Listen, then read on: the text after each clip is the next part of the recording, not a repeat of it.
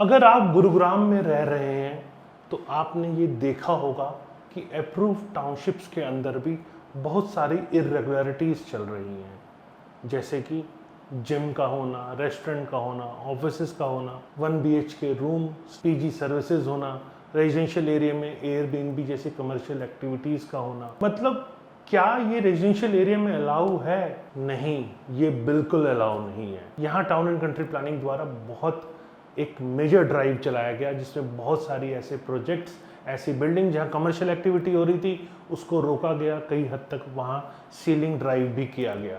क्या आपको भी इसी का पार्ट बनना है, या आप पॉलिसीज़ के हिसाब से अपने आप को फ्रेम कर सकते हैं, आप अप्रूवल लेके भी काम कर सकते हैं?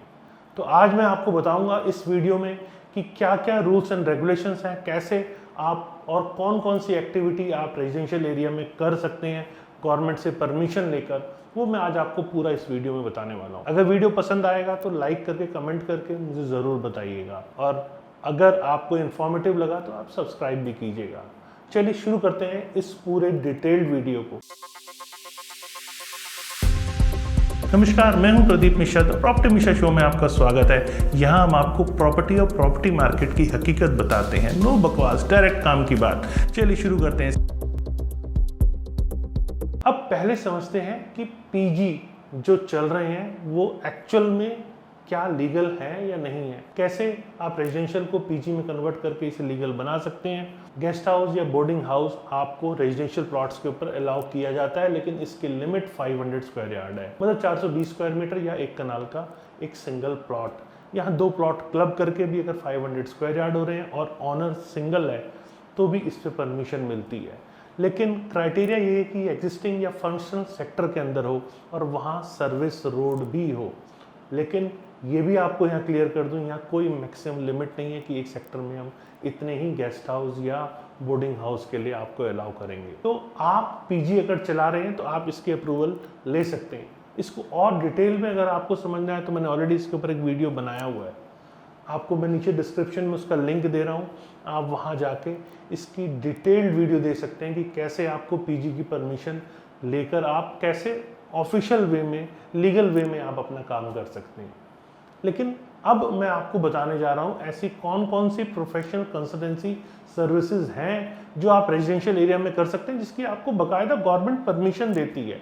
आपको रूल्स एंड रेगुलेशन समझने हैं तो सबसे पहले मैं वो लिस्ट आपको बताता हूँ कि जो इंडिविजुअल पर्सन स्किल्स, इंटेलिजेंस आप एक प्रोफेशनल कंसल्टेंसी के तौर पे यूज़ कर सकते हैं।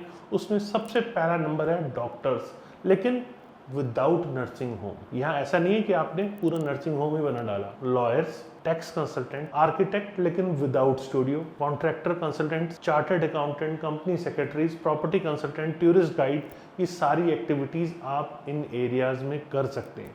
लेकिन कंडीशन क्या है? कंडीशन ये है कि अगर आप प्रॉपर्टी ऑनर हैं या आपने लीज पे लिया हुआ है तो आप लैंड एंड बिल्डिंग का 25% of the built up covered area जो बिल्डिंग का है या 50 square metre whichever is less, ये आप ऐसी non nuisance professional consultancy services के लिए प्रायर परमिशन जो कि चीफ एडमिनिस्ट्रेटर से मिलती है और एक रिक्विजिट फीस देके मिलती है, आप अगर ले लेते हैं तो आप ये एक्टिविटी कर सकते हैं। फिर जो परमिशन है वो आपको 5 साल के लिए मिलती है, और इस फीस को अगर आप बात करें तो इसे 10% एप्लीकेशन के टाइम पे देना है, 40% जब आपको परमिशन मिल जाती है तब देना होता है, और balance 50% 1 year from the date of permission देना पड़ता है। अगर आप वो पे नहीं करते हैं तो आपकी परमिशन कैंसिल भी हो सकती है। यहाँ पर 10% का आपको रिबेट मिल जाता है अगर आप इसे लमसम पे करते हैं। इसको आप 5 साल के बाद रिन्यू भी करा सकते हैं। यहाँ एस्टेट ऑफिसर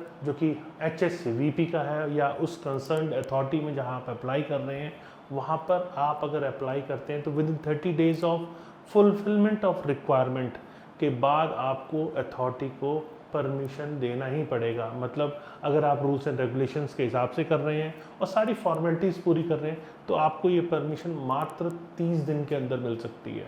यहाँ परमिशन तो मिल गई, लेकिन आपको ये भी ध्यान रखना है कि जिस चीज़ की परमिशन आपको मिली है आपको यूजेज उसी का करना है। ऐसा नहीं कि परमिशन मिल गई आप उसके अंदर अब कुछ भी यूज़ कर सकते हैं।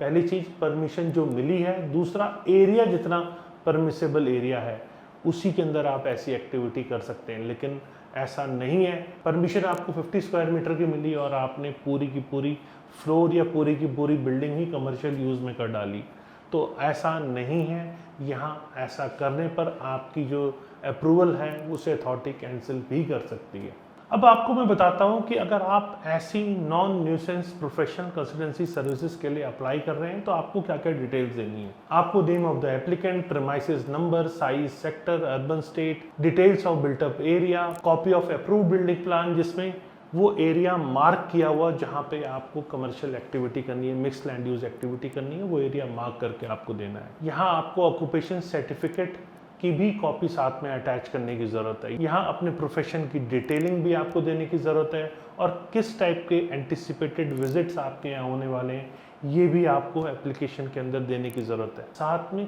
कितने घंटे आप वहाँ काम करेंगे ये भी आपको उस एप्लीकेशन के अंदर भरने की ज़रूरत होती है। फिर साथ में आप जो उसकी रिक्विजिट फ़ीस है अगर उसे आप भरते हैं और साथ में एक एफिडेविट लगाते हैं कि आप इन सभी टर्म्स एंड कंडीशंस को फॉलो करेंगे और टाइम टू टाइम अगर कोई अमेंडमेंट आता है उसे भी आप फॉलो करेंगे, तो ये परमिशन आपको मिल सकती है। तो आपसे मेरी सलाह है कि आप प्लीज़ कोई भी अगर काम कर रहे हैं तो आप उसकी अथॉरिटी से परमिशन लेके ही काम करें और जितना परमिसेबल एरिया आपको अलाउ किया गया है अथॉरिटी द्वारा आप उतने में ही काम करें। उम्मीद है मेरे द्वारा दी गई जानकारी आपको पसंद आई होगी। अगर जानकारी पसंद आई तो लाइक कीजिए, कमेंट करके बताइए जानकारी आपको कैसी लगी और फ्यूचर में और ऐसे रेगुलर इन्फॉर्मेटिव वीडियोस देखने के लिए मुझे सब्सक्राइब करें। नमस्कार, जय हिंद।